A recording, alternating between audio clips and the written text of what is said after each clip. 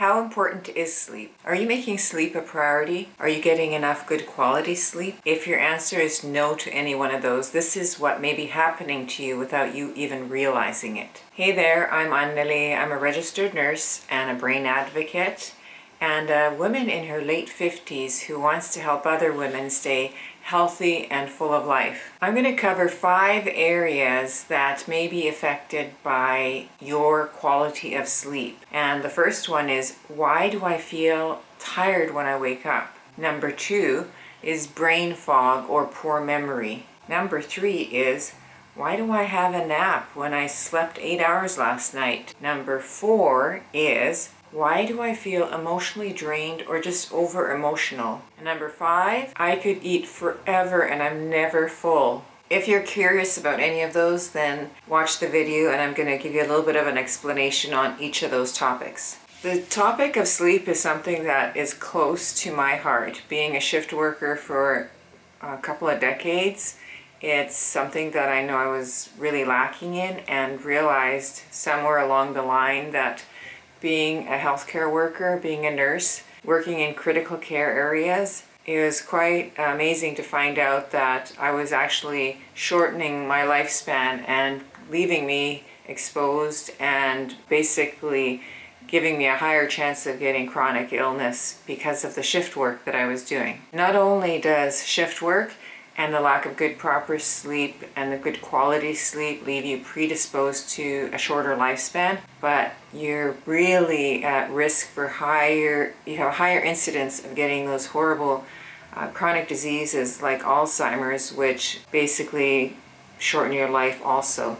Everything is cumulative. When you have an unhealthy lifestyle, it adds up. Even though you may not see the impact of it at the time, it's a cumulative effect that will cause an impact in your life at some point. Number 1, why do I wake up tired? I went to bed, slept 8 or 9 hours, and I'm still exhausted during the day. Well, that could be because the quality of your sleep isn't what it should be. You need to go through 4 to 6 cycles of REM and non-REM sleep during the night.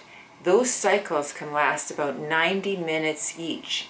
And then, depending on how often you go through it, that can mean 360 minutes to 540 minutes of cycles during the night that you need to get through. I've realized now that I need about 8 hours. When I have a good night's sleep, I've slept about 8 hours, I wake up refreshed, and I'm good for the rest of the day. Some people it might be 6.5 hours, some people it might be closer to 9 hours. But when you have it all together and you know that your sleep cycle and your quality of sleep is good, you will wake up refreshed after the X amount of time. Number 2, why do I have brain fog and why is my memory so poor? That can be because the lack of quality of your sleep. And during those cycles that I just mentioned that your brain goes through while you're sleeping, it's actually categorizing your memories. It's actually eliminating waste and byproducts. Your brain uses a huge amount of fuel. So in the production of fuel for your brain, there's a lot of byproducts and waste that needs to be eliminated. That happens during the night. And if you're not having the proper quality of sleep, meaning you go through all the cycles and you're sleeping the right amount of time, those processes won't be able to be completed, which can leave you with that brain fog that is so annoying and just lack of good memory. I realized this though, because over the years when I was younger and the kids were little, I did not sleep. I slept for maybe 4 or 5 hours a day, and I was running around taking the kids to and from school, working night shifts, taking them to dance and hockey and everything else. Those years are like a blur to me. I have a really hard time remembering specific things, and I've realized that it's my lack of sleep. I never gave myself time to organize all my memories that happened during the day, and that's because it happens when I sleep, and I was so lacking in sleep. So that explains why my recollection of certain events over that period of time is so poor. And I wish it wasn't like that. I'm excited because I am working on a sleep course that is coming out soon. When that course is available, I have a link in my description box if you want to get on the wait list, and I can notify you when the sleep course is available. You can check it out, and if it's something that resonates with you, you can look into it. So over the years of lack of sleep, I realized how important sleep is to us, to our health, to our mental health, to our longevity, that I just want to make sure that everybody learns about it as I am right now. Number 3 is I slept 8-9 hours and I want to have a nap in the afternoon. Why is that happening? Napping may be just an evolutionary thing that some people are more predisposed to than others. Napping is usually thought of occurring after you've had a full meal or you've eaten something with tryptophan that causes that sleepiness. But in actuality, they have found that even if you don't have lunch or you have a lunch of vegetables like a salad, you still may end up feeling tired during the day. Because what happens is there are sleep hormones. It's called a sleep pressure that builds during the day, and as it builds, it makes you sleepier. And when you sleep at night, that sleep hormone decreases, it's released, and as it's released, you start becoming more alert after about 6 to 8 hours of sleep, and that's why you wake up. And then when you wake up in the morning, that sleep hormone starts to build in your body. And as it builds, some people have this time period in the afternoon where they start getting really sleepy, and they have to have a little bit of a nap to release some of that pressure, and then they wake up, and then that pressure continues to build, and you get sleepier and sleepier as the evening progresses. Now, some people don't have this, and they don't require it. Others do. But there is some important things to remember about sleeping. If you have problems falling asleep or insomnia where you wake up during the night and can't get back to sleep, try to avoid naps at all costs and just move your bedtime to an earlier time, because that can play havoc on your sleep at night. If you're going to have a nap, limit it to about 20 to 25 minutes. There is studies that have been done, and it's been actually pioneered by NASA. When their astronauts, they tested them out, and they found that the 26-minute mark is the ideal time for napping.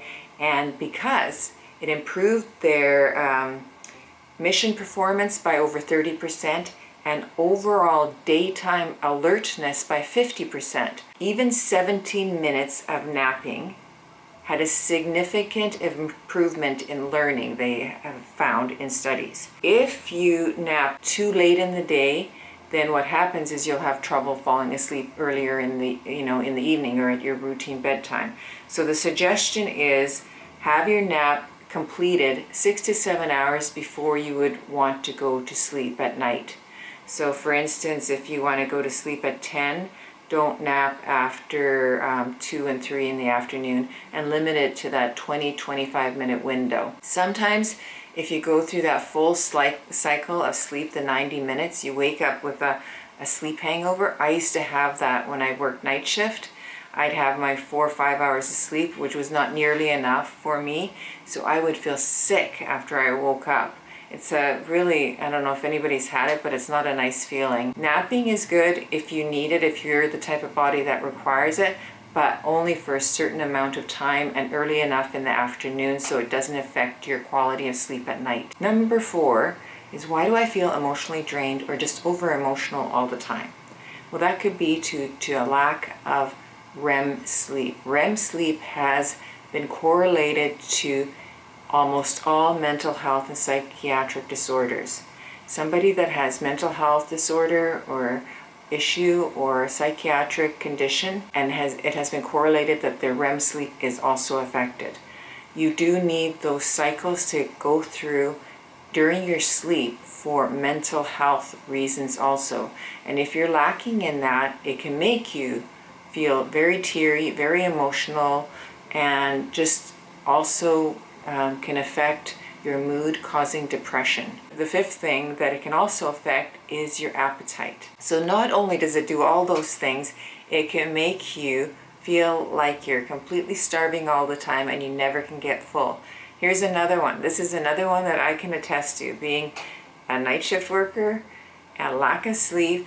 It's like I had a bottomless leg because I could eat forever. And what they have found is that when you're lacking in sleep, you don't go for the healthy nutritional foods. You go for foods that are higher fat, higher sugar, and all in all not the best for your health. So one of the reasons that they think that this may have happened to us, that we overeat usually when we're lacking in sleep or choose the wrong options for our food, is because that when animals are in starvation state, the brain keeps them awake longer so they can forage further.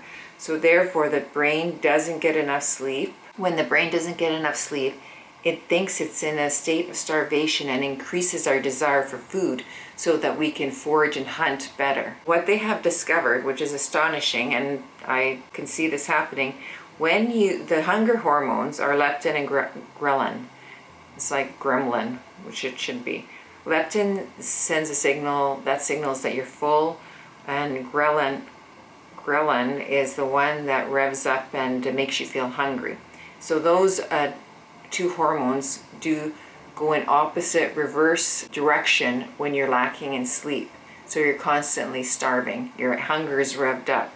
And what they found is that usually a person with a lack of sleep, and it doesn't mean that you're not sleeping at all, it means you're just not getting the good sleep that you require, eats 200 to 400 extra calories each day and every day. Yes, I believe that 100%.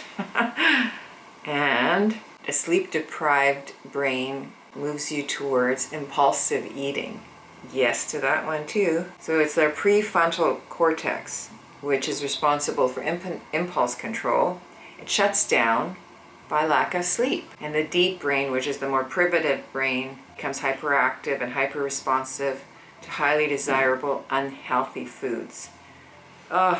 So as you can see from that, sleep is important, especially if you want to stay healthy and live longer and without disease and not gain extra weight that you weren't going to get it if you had good sleep. So I hope you found some of this useful and interesting. I find it really interesting, and it makes me really conscious of how my sleep is going. So my next video will be about how to get a good sleep. Now that's the important question, right? Because that's what we all want to know, is how to get a good sleep and how to stay asleep.